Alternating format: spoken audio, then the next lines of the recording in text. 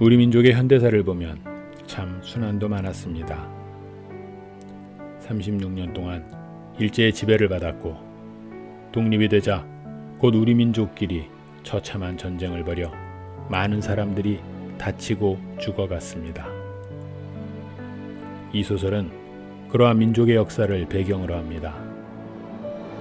비극적 현대사 속에서 팔을 잃은 아버지와 다리를 잃은 아들의 갈등과 화해의 과정을 통해서 우리 민족이 나아가야 할 길을 제시합니다. 팔 없는 아버지가 다리 없는 아들을 업고 외나무 다리를 건너는 장면에서 큰 감동을 느낄 수 있습니다. 하근찬의 소설 순환이대 지금 시작합니다.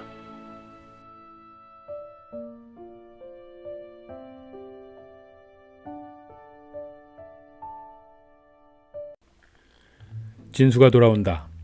진수가 살아서 돌아온다.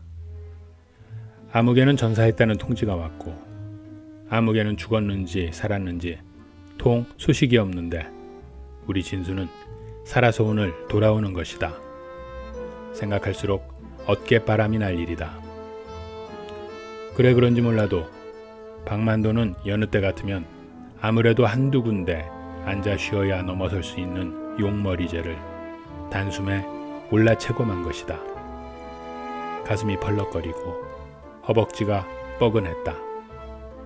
그러나 그는 고갯마루에서도 쉴 생각을 하지 않았다. 들 건너 멀리 바라보이는 정거장에서 연기가 물씬물씬 피어오르며 삑 기적소리가 들려왔기 때문이다. 아들이 타고 내려올 기차는 점심때가 가까워 도착한다는 것을 모르는 바 아니다. 해가 이제 겨우 산등성이 위로 한 뼘가량 떠올랐으니 오정이 되려면 아직 차례 멀은 것이다. 그러나 그는 공연히 마음이 바빴다. 까짓것 잠시 앉아 쉬면 뭐 할 끼고. 손가락으로 한쪽 콧구멍을 누르면서 팽 마른 코를 풀어던졌다. 그리고 휘청휘청 고갯길을 내려가는 것이다. 내리막은 오르막에 비하면 아무것도 아니었다. 대고 팔을 흔들라치면 절로 굴러 내려가는 것이다. 만도는 오른쪽 팔만을 앞뒤로 흔들고 있었다. 왼쪽 팔은 조끼주머니에 아무렇게나 쑤셔넣고 있는 것이다. 3대 독자가 죽다니 말이 되나? 살아서 돌아와야 일이 옳고 말고. 그런데 병원에서 나온다 하니 어디를 좀 다치기는 다친 모양이지만 설마 나같이 이렇게 사되지 않았겠지. 만도는 왼쪽 조끼주머니에 꽂힌 소매자락을 내려다보았다. 그 소매자락 속에는 아무것도 든 것이 없었다. 그저 소매자락만이 어깨 밑으로 덜렁 처져 있는 것이다. 그래서 그쪽은 조끼주머니 속에 꽂혀 있는 것이다. 볼기짝이나 장단지 같은 데를 총알이 약간 스쳐갔을 따름이겠지. 나처럼 팔뚝 하나가 몽땅 달아날 지경이었다면 그 엄살스런 놈이 견뎌냈을 턱이 없고 말고. 슬며시 걱정이 되기도 하는 듯 그는 속으로 이런 소리를 주워 섬겼다. 내리막길은 빨랐다. 벌써 고갯마루가 저만큼 높이 쳐다보이는 것이다. 산모퉁이를 돌아서면 이제 들판이다. 내리막길을 쏘아 내려온 기운 그대로 만도는 들길을 젠걸음 쳐나가다가 개천 2개 이르러서야 걸음을 멈추었다. 외나무 다리가 놓여있는 조그마한 시냇물이었다. 한여름 장마철에는 들어설라 치면 배꼽이 묻히는 수도 있었지만은 요즘하겐 무릎이 잠길 듯 말 듯한 물인 것이다. 가을이 깊어지면서부터 물은 밑바닥이 환히 들여다보일 만큼 맑아져갔다. 소리도 없이 미끄러져 내려가는 물을 가만히 내려다보고 있으면 절로 입속이 시려온다. 만도는 물기슬게 내려가서 쭈그리고 앉아 한 손으로 고이춤을 뜯어 헤쳤다. 오줌을 찌익 갈기는 것이다. 거울면처럼 맑은 물 위에 오줌이 가서 부글부글 끓어오르며 뿌연 거품을 이루니 여기저기서 물고기 떼가 모여든다. 제법 엄지손가락만씩한 피리도 여러 마리다. 한 바가지 잡아서 회쳐놓고 한 잔 쭉 들이켰으면 군침이 목구멍에서 꿀꺽했다. 고깃대를 향해서 마른 코를 팽팽 풀어던지고 그는 외나무 다리를 조심히 디뎠다. 길이가 얼마 되지 않는 다리였으나 아래로 몸을 내려다보면 제법 아찔했다. 그는 이 외나무 다리를 벅 조심한다. 언젠가 한번 읍에서 술이 꽤 되어가지고 흥청거리며 돌아오다가 물에 굴러 떨어진 일이 있었던 것이다. 지나치는 사람이 없었기에 망정이지 누가 보았더라면 큰 웃음거리가 될 뻔했었다. 발목 하나를 약간 접쳤을 뿐 크게 다친 데는 없었다. 이른 가을철이었기 때문에 옷을 벗어 2개 널어놓고 말릴 수는 있었으나 여간 창피스러운 것이 아니었다. 옷이 말짱 젖었다거나 옷이 마를 때까지 발가벗고 기다려야 한다거나 해서가 아니었다.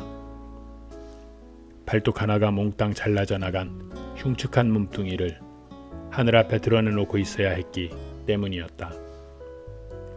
지나치는 사람이 있을라 치면 하는 수 없이 물속으로 뛰어들어가서 얼굴만 내놓고 앉아 있었다.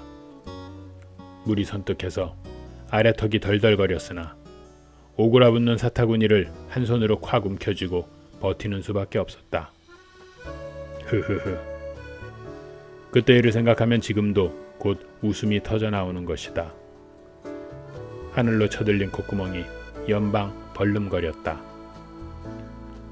개천을 건너서 논두렁길을 한참 부지런히 걸어가노라면 읍으로 들어가는 한 길이 나선다.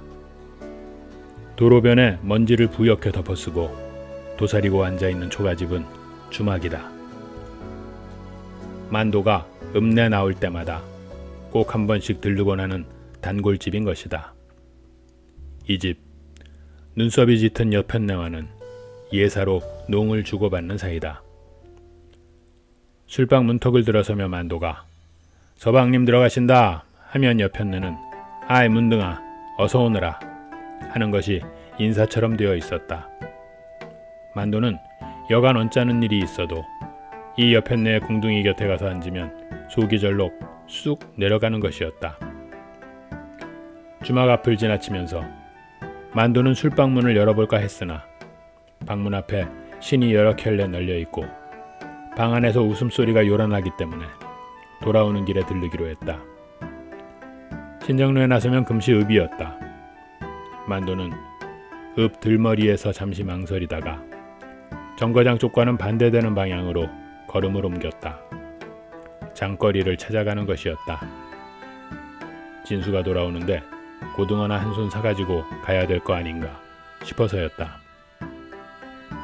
장날은 아니었으나 고깃전에는 없는 고기가 없었다.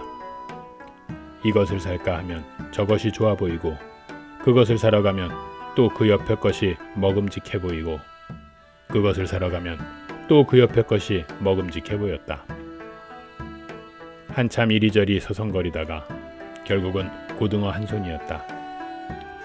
그것을 달랑달랑 들고 정거장을 향해 가는데 겨드랑이 밑이 간질간질해 왔다. 그러나 한쪽밖에 없는 손에 고등어를 들었으니 참 딱했다. 어깨 축지를 연방 위아래로 움직거리는 수밖에 없었다. 정거장 대합실에 들어선 만도는 먼저 벽에 걸린 시계부터 바라보았다. 2시 20분이었다. 벌써 2시 20분이니? 내가 잘못 보나? 아무리 두 눈을 씻고 보아도 시계는 틀림없는 2시 20분이었다. 한쪽 걸상에 가서 궁둥이를 붙이면서도 곧장 미심쩍어했다. 2시 20분이라니 그럼 벌써 점심때가 겨웠단 말인가? 말도 아닌 것이다. 자세히 보니 시계는 유리가 끼어졌고 먼지가 꺼멓게 앉아 있었다. 그러면 그렇지, 엉터리였다. 벌써 그렇게 되었을 리가 없는 것이다. 여보이소, 지금 몇 시인겨? 맞은편에 앉은 양복장이한테 물어보았다.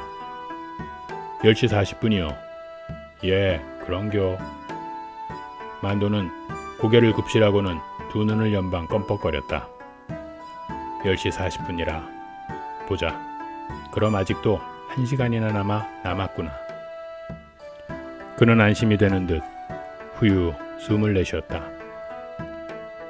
권련을 한 개 빼물고 불을 댕겼다. 정거장 대합실에 와서 이렇게 도사리고 앉아있노라면 만도는 곧잘 생각해는 일이 한 가지 있었다. 그것이 머리에 떠오르면 등골을 찬 기운이 쫙 스쳐 내려가는 것이다. 손가락이 시퍼렇게 굳어진 이끼 낀 나무 토막 같은 팔뚝이 지금도 저만큼 눈앞에 보이는 듯했다. 바로 이 정거장 마당에 100명 남짓한 사람들이 모여 웅성거리고 있었다. 그 중에는 만도도 섞여 있었다. 기차를 기다리고 있는 것이었으나 그들은 모두 자기네들이 어디로 가는 것인지 알지를 못했다. 그저 차를 타라면 탈 사람들이었다.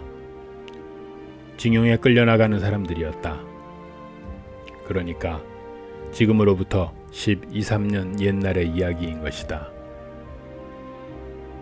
북해도 탄광으로 갈 것이라는 사람도 있었고 틀림없이 남양군도로 간다는 사람도 있었다. 더러는 만주로 가면 좋겠다고 하기도 했다. 만도는 북해도가 아니면 남양군도일 것이고 거기도 아니면 만주겠지. 설마 저희들이 하늘 밖으로사 끌고 가겠느냐고 아무렇지도 않은 듯이 그 들창코로 담배 연기를 푹푹 내뿜고 있었다. 그러나 마음이 좀 덜 좋은 것은 마누라가 저쪽 변소 모퉁이 벚나무 밑에 우두커니 서서 한눈도 안 팔고 이쪽만을 바라보고 있는 때문이었다. 그래서 그는 주머니 속에 성냥을 두고도 옆 사람에게 불을 빌리자고 하며 슬며시 돌아서 버리곤 했다. 플랫폼으로 나가면서 뒤를 돌아다 보니 마누라는 울 밖에 서서 수건으로 코를 눌러대고 있는 것이었다. 만도는 코허리가 찡했다. 기차가 꽥꽥 소리를 지르면서 덜커덩 하고 움직이기 시작했을 때는 정말 덜 좋았다. 눈앞이 뿌옇게 흐려지는 것을 어쩌지 못했다.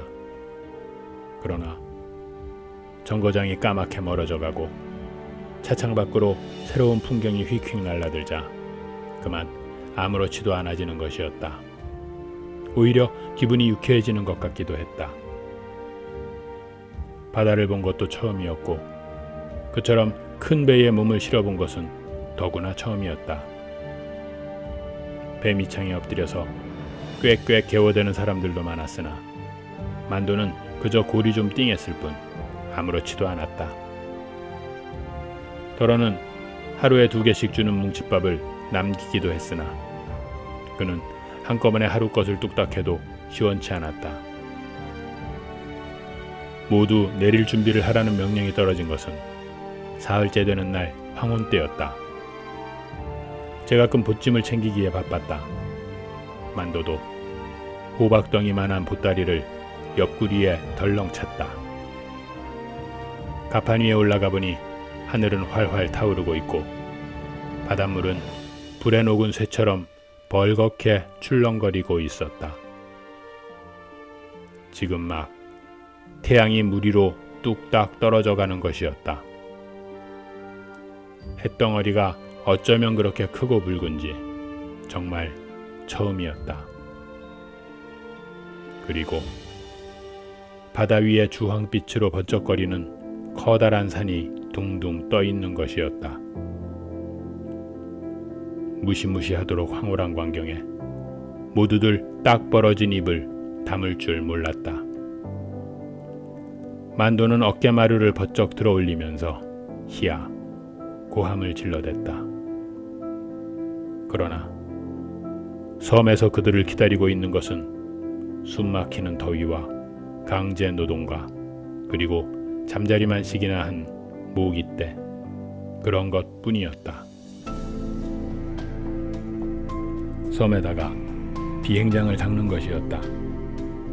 모기에게 물려 혹이된 자리를 벅벅 긁으며 비오듯 쏟아지는 땀을 무릅쓰고 아침부터 해가 떨어질 때까지 산을 허물어내고 흙을 나르고 하기란 고향에서 농사일에 뼈가 굳어진 몸에도 이만저만한 고역이 아니었다. 물도 입에 맞지 않았고 음식도 이내 변하곤 해서 도저히 견디어낼 것 같지가 않았다. 게다가 병까지 돌았다. 일을 하다가도 벌떡 자빠지기가 예사였다. 그러나 만도는 아침 저녁으로 약간씩 설사를 했을 뿐 넘어지지는 않았다. 물도 차츰 입에 맞아갔고 고된 일도 날이감에 따라 몸에 배어드는 것이었다. 밤에 날개를 차며 몰려드는 모기 때만 아니면 그냥저냥 배겨내겠는데 정말 그놈의 모기들만은 질색이었다. 사람의 일이란 무서운 것이었다. 그처럼 험난하던 산과 산 틈바구니에 비행장을 다듬어내고야 말았던 것이다. 허나 일은 그것으로 끝나는 것이 아니었고 오히려 더 벅찬 일이 닥치는 것이었다. 연합군의 비행기가 날아들면서부터 일은 밤중까지 계속되었다. 산허리에 굴을 파들어가는 것이었다. 비행기를 집어넣을 굴이었다. 그리고 모든 시설을 다 굴 속으로 옮겨야 하는 것이었다. 여기저기 다이너마이트 튀는 소리가 산을 흔들어댔다. 앵앵앵 하고 공습경보가 나면 일을 하던 손을 놓고 모두가 굴바닥에 납작납작 엎드려 있어야 했다. 비행기가 돌아갈 때까지 그러고 있는 것이었다. 어떤 때는 근 1시간 가까이나 엎드려 있어야 하는 때도 있었는데 차라리 그것이 얼마나 편한지 몰랐다. 그래서 더러는 공습이 있기를 은근히 기다리기도 했다. 때로는 공습경보의 사이렌을 듣지 못하고 그냥 일을 계속하는 수도 있었다. 그럴 때는 모두 큰 손해를 보았다고 야단들이었다. 어떻게 된 셈인지 사이렌이 미쳐 불기 전에 비행기가 산등성이를 넘어 달려드는 수도 있었다. 그럴 때는 정말 질겁을 하는 것이었다. 가장 많은 손해를 입는 것도 그런 경우였다. 만도가 한쪽 팔뚝을 잃어버린 것도 바로 그런 때의 일이었다. 여느 날과 다름없이 굴 속에서 바위를 허물어내고 있었다. 바위 틈서리에 구멍을 뚫어서 다이너마이트를 장치하는 것이었다. 장치가 다 되면 모두 바깥으로 나가고 한 사람만 남아서 불을 당기는 것이다. 그리고 그것이 터지기 전에 얼른 밖으로 뛰어나와야 되었다. 만도가 불을 당기는 차례였다. 모두 바깥으로 나가버린 다음 그는 성냥을 꺼냈다. 그런데 웬 영문인지 기분이 깨름직했다.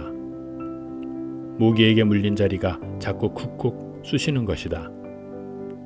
꺽죽꺽죽 긁어댔으나 도무지 시원한 맛이 없었다. 그는 이맛살을 찌푸리면서 성냥을 득 그었다. 그래 그런지 몰라도 불은 이내 픽하고 꺼져버렸다. 성냥 알맹이 4개째에서 겨우 심지에 불이 당겨졌다. 심지에 불이 붙는 것을 보자 그는 얼른 몸을 굴 밖으로 날렸다.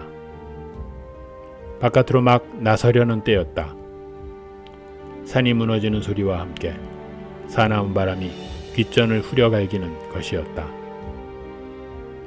만도는 정신이 아찔했다. 공습이었던 것이다. 산등성이를 넘어 달려든 비행기가 머리 위로 아슬아슬하게 지나가는 것이었다. 미처 정신을 차리기도 전에 또 한 대가 뒤따라 날아드는 것이 아닌가. 만도는 그만 넋을 잃고 굴 안으로 도로 달려들었다. 달려들어가서 굴바닥에 아무렇게나 팍 엎드려져 버리고 말았다. 그 순간이었다. 꽝!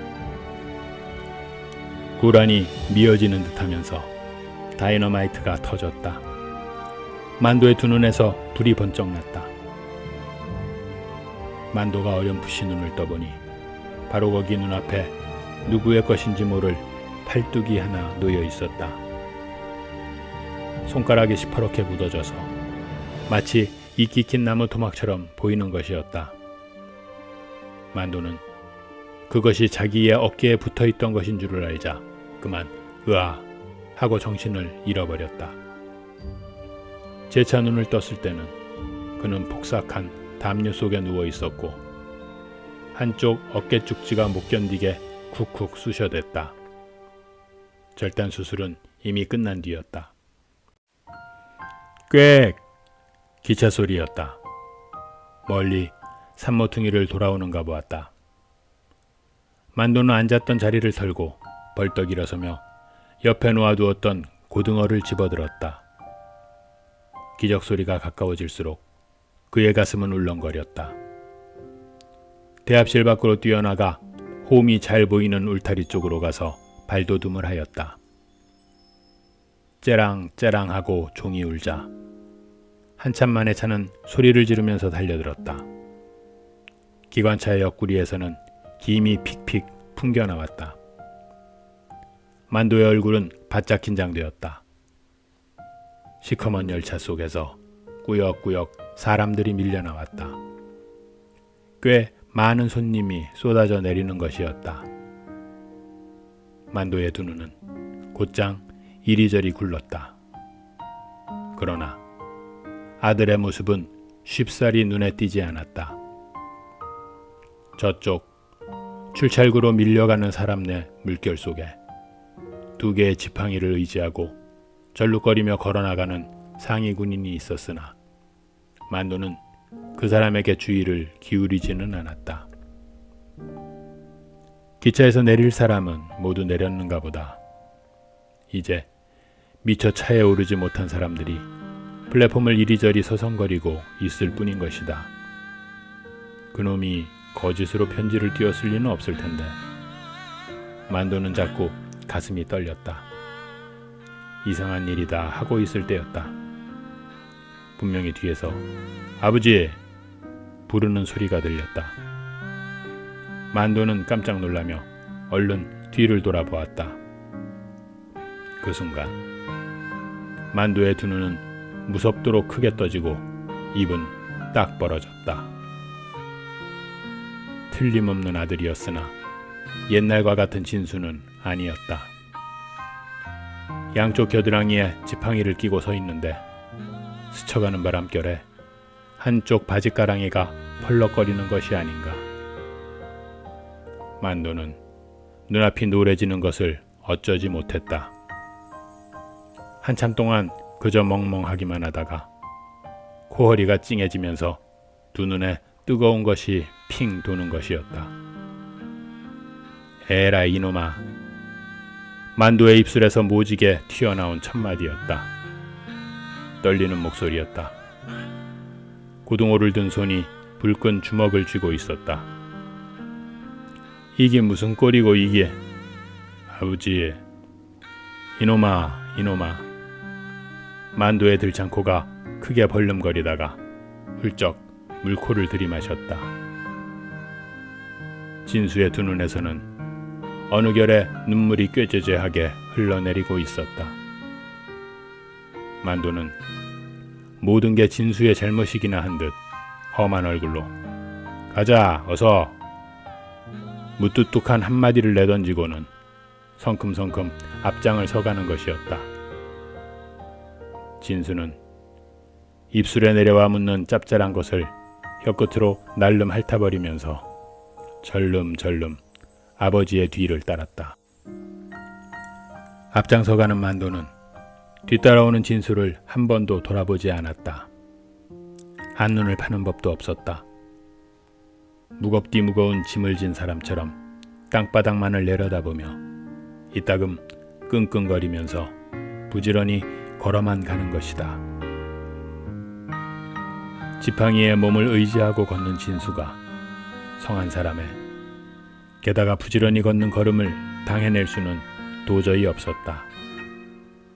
한 걸음, 두 걸음씩 뒤지기 시작한 것이 그만 작은 소리로 불러서는 들리지 않을 만큼 떨어져 버리고 말았다.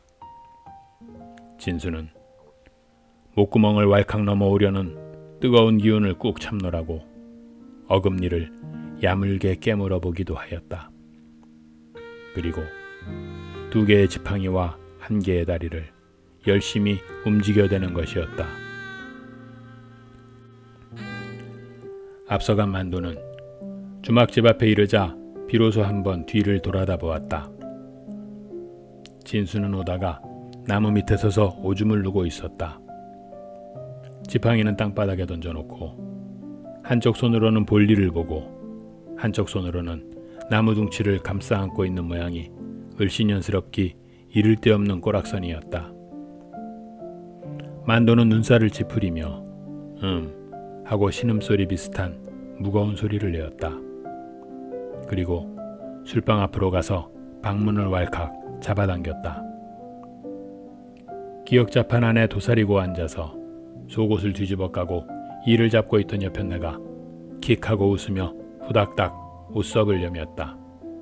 그러나 만도는 웃지를 않았다. 방문턱을 넘어서며도 서방님 들어가신다는 소리를 지르지 않았다. 아마 이처럼 무뚝한 얼굴을 하고 이 술방에 들어서기란 처음일 것이다. 여편네가 뭣도 모르고 오늘은 서방님 아닌가배? 하고 킬킬 웃었으나 만도는 또 무거운 신음소리를 했을 뿐 도시 기분을 내지 않았다. 기역자 판 앞에 가서 쭈그리고 앉기가 바쁘게 빨리 재촉을 하였다. 핫다나 어지간히도 바쁜가배? 빨리 꽃배기로 한 사발 달라니까구마. 오늘은 와이카노? 여편네가 쳐주는 술사발을 받아들며 만도는 휴유 하고 숨을 크게 내쉬었다. 그리고 입을 얼른 사발로 가져갔다. 꿀꿀꿀 잘도 넘어가는 것이다. 그 큰 사발을 단숨에 말려버리고는 도로 여편네 눈앞으로 불쑥 내밀었다. 그렇게 거들빼기로 석 잔을 해치우고사 하고 개트림을 하였다. 여편네가 눈을 휘둥글 해가지고 혀를 내둘렀다. 빈속에 술을 그처럼 때려 마시고 보니 금세 눈두덩이 확확 달아오르고 귓불이가 빨갛게 익어갔다. 술기가 얼큰하게 돌자 이제 좀 속이 풀리는 성 싶어 방문을 열고 바깥을 내다보았다. 진수는 이마에 땀을 척척 흘리면서 다와가고 있었다. 진수야! 버럭 소리를 질렀다. 이리 돌아와 보래. 진수는 아무런 대꾸도 없이 어기적 다가왔다. 다가와서 방문턱에 걸터 앉으니까 여편네가 보고 방으로 좀 들어오이소 하였다. 여기 조심더. 그는 수세미 같은 손수건으로 이마와 코 언저리를 싹싹 닦아냈다. 마, 아무 데서나 묵어라. 저 국수 한 그릇 말아주소. 야, 꽃배기로 잘 좀. 참기름도 치소. 알았는겨? 야. 여편네는 코로 희죽 웃으면서 만도의 옆구리를 살짝 꼬집고는 소쿠리에서 삶은 국수 2뭉텅이를 집어들었다. 진수가 국수를 훌훌 끓어넣고 있을 때 여편네는 만도의 귓전으로 얼굴을 갖다 댔다. 아들이가? 만도는 고개를 약간 앞뒤로 끄덕거렸을 뿐 좋은 기색을 하지 않았다. 진수가 국물을 훌쩍 들어마시고 나자 만도는 한 그릇 더 먹을래? 하였다. 아니에. 한 그릇 더 먹지 와. 그만 먹을랍니다. 진수는 입술을 싹 닦으며 부시시 자리에서 일어났다.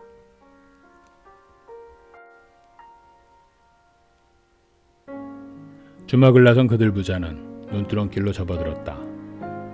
아까와 같이 만도가 앞장을 서는 것이 아니라 이번에는 진수를 앞세웠다. 지팡이를 짚고 찌끄뚱 앞서가는 아들의 뒷모습을 바라보며 팔뚝이 하나밖에 없는 아버지가 느릿느릿 따라가는 것이다. 손에 매달린 고등어가 대구 달랑달랑 춤을 추었다. 너무 급하게 들이마셔서 그런지 만도의 뱃속에서는 우글우글 술이 끓고 다리가 휘청거렸다. 콧구멍으로 더운 숨을 훅훅 내불어오니 정신이 아른해서 역시 좋았다. 진수야, 예, 네 우째다가 그래 됐노? 전쟁하다가 일이 안 됐습니까? 수류탄 쪼가리에 맞았습니다. 수류탄 쪼가리에? 예. 얼른 낫지 않고 막 썩어 들어가기 때문에 군의관이 잘라버립디다. 병원에서 예. 아버지, 와. 이래가지고 우째 살까 싶습니다. 우째 살긴 뭘 우째 살아. 목숨만 붙어있으면 다 사는 기다. 그런 소리 하지 마라. 나 봐라. 팔뚝이 하나 없어도 잘만 안 사나. 난 몸에 좀 덜 좋아서 그렇지. 살기사 왜 못 살아? 차라리 아버지같이 팔이 하나 없는 편이 낫겠어 얘. 다리가 없어 놓으니 첫째 걸어댕기기에 불편해서 똑 죽겠습니다. 야, 안 그렇다. 걸어댕기기만 하면 뭐하노? 손을 지대로 놀려야 일이 뜻대로 되지. 그럴까 얘? 그렇다니. 그러니까 집에 앉아서 할 일은 네가 하고 나댕기면 할 일은 내가 하고 그러면 안 되겠나? 그제? 예. 진수는 아버지를 보며 대답했다. 만도는 돌아보는 아들의 얼굴을 향해 지그시 웃어주었다. 술을 마시고 나면 이내 오줌이 마려워지는 것이다. 만도는 길가에 아무데나 쭈그리고 앉아서 고기 묶음을 입에 물려고 하였다. 그것을 본 진수는 아버지, 그 고등어 이리 주소 하였다. 팔이 하나밖에 없는 몸으로 물건을 손에 든 채 소변을 볼 수는 없는 것이다. 아버지가 볼 일을 마칠 때까지 진수는 저만큼 떨어져서 서서 지팡이를 한쪽 손에 모아쥐고 다른 손으로 고등어를 들고 있었다.